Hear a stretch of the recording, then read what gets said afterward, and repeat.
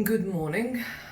Today, or this morning, I'm giving you a view of this. This is my kitchen window where I sit. No, I don't do my morning coffee here, but I do come here after my walk in the morning, and I either had breakfast straight away or soon enough, or just a drink. And this morning I'm having a drink tea, hibiscus tea. And okay, so today's topic is how to find sustenance and be a maverick, be alone, be independent, rather being away from other people or from much else as well, or mostly other people.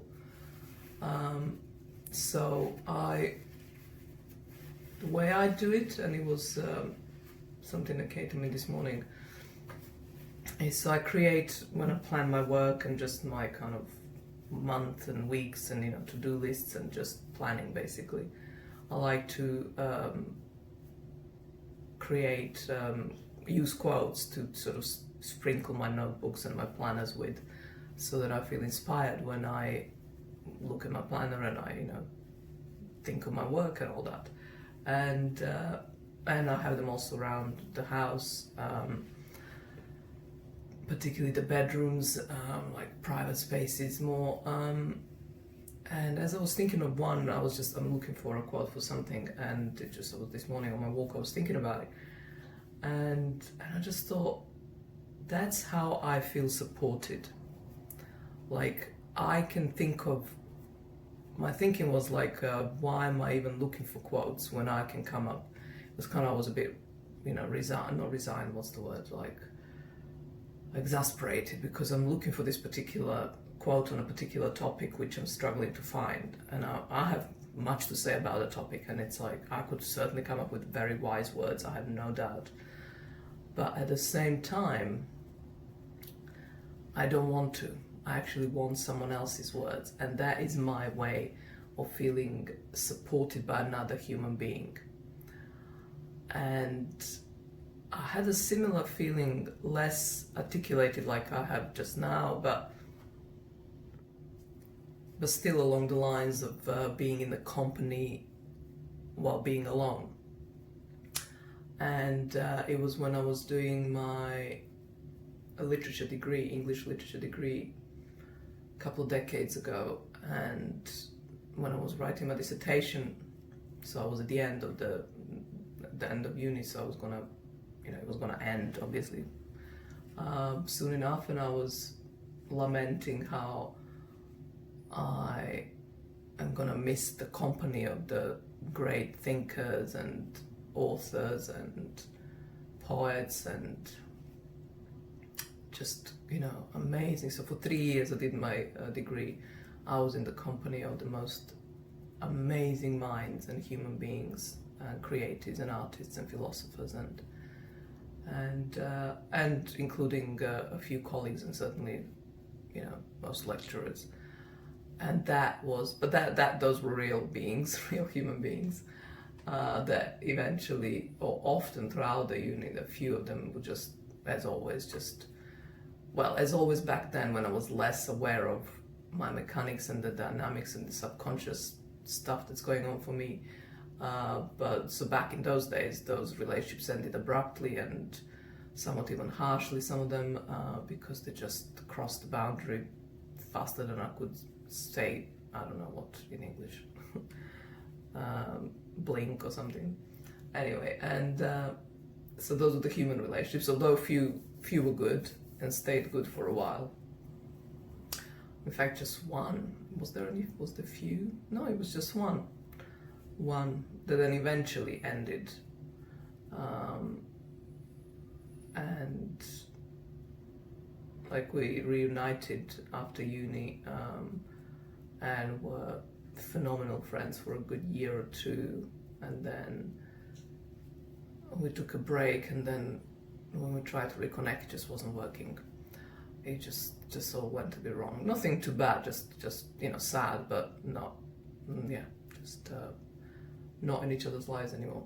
But back to the non-humans, or rather the non-physically present humans, I found that company the best, and partly it supports this whole theory I promote on this platform of mine, that I don't really enjoy dialogue, like conversations, like what you think and then what you respond to what I think. Really can't care less. Great that you have your own thoughts, but I'm not interested to hear them. Anyway, and so with books and with with what's written, it's like, it's perfect. It's someone has created something. Someone has, like me, these videos. I'm creating stuff, meaning I'm communicating things, and I put it out there on display for everyone to see. And I still don't want subscribers, and I still don't want to be talking about what I'm talking about to anyone in particular. But everyone is welcome to use this material and do whatever they want with it. And that is just the beauty of communication as I see it. But yeah, I don't think the world is there yet. If ever the world will be there, I don't know, and particularly don't mind either. But yeah, so back to these dead. A lot of these people were dead, obviously, because a lot of it is history of English literature and old masters and old authors and all the rest. But yeah, so that was the first time I had it so loudly articulated, even though all my life I was, the happiest with a book, and the happiest I was taking quotes that I loved the most. I had notebooks for that. So it was always something I did. But yeah, so come to today's date, back to the present, as it were. I thought that me looking for quotes still and always will be my way of feeling like I'm not alone, in the sense that there are, other people who think like I do, who what they do really inspires me, really motivates me, and that's the sort of aloneness that, if anyone, that I want to be helpful towards as well. So not that you want anything from me, but that what I share here, you're not alone. And the aloneness really. So the problem. Okay, this is the second topic I didn't plan on talking about, but I will. So aloneness is it's beautiful. It's absolutely stunning. But when you feel like no one's like you, that aloneness is a bit. Yeah, you kind of. There is a sense of, like, am I crazy? Am I just... It's something like if you're the only one, it's just something... Yeah, something about it. I suppose it's about relatedness, that no one can relate to anything you're saying. That's the aloneness that I would struggle with. I never felt it, ever. Quite the opposite. And I know, yeah, it's kind of like it's impossible, really. I don't think it's possible to you may feel that way, but it's impossible to be unrelatable. But it's always just a fraction of who you are that it's relatable, and not the full-blown picture because of the languages I've spoken in other videos about. So back to this supportiveness and feeling supported from the outside world. That's how you can do it. You don't need relationships. In fact, I would advise against them. Not like don't have them full stop, but be very mindful of them and choose them wisely, and never compromise yourself, and always feel supported by other people via this method like I just shared, which is obviously books, artists, but also quotes, people who think like you, or rather who you agree with. You know, it's like you really, that quote someone's saying really resonates with you, makes you feel seen, it makes you feel heard.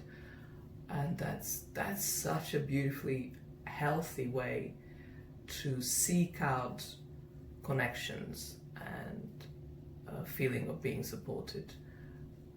And on that note, I hope you enjoyed my kitchen view and some cars going in the background, or foreground rather. And I shall see you tomorrow.